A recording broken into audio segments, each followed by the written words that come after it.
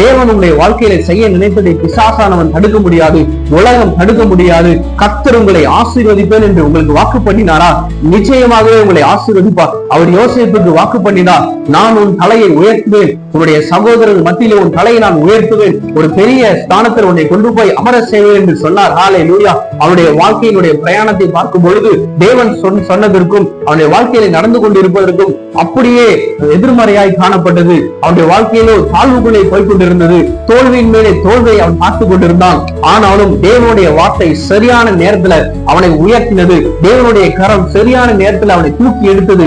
இன்றைக்கும் தேவனுடைய கரம் உங்களை நோக்கி நீட்டப்பட்டிருக்கிறது. நீங்கள் உங்களுடைய வாழ்க்கையில ஏதோ ஒரு தோல்வியை நினைத்து நீங்கள் கவலையோடு இருக்கிறீர்களா? எந்த ஒரு காரியம் உங்களுடைய வாழ்க்கையில தோல்வியாக அமைந்ததோ, இப்ப கர்த்தருடைய கரம் அதே காரியத்துல உங்களுக்கு ஒரு ஜெயத்தை கொடுக்கும்.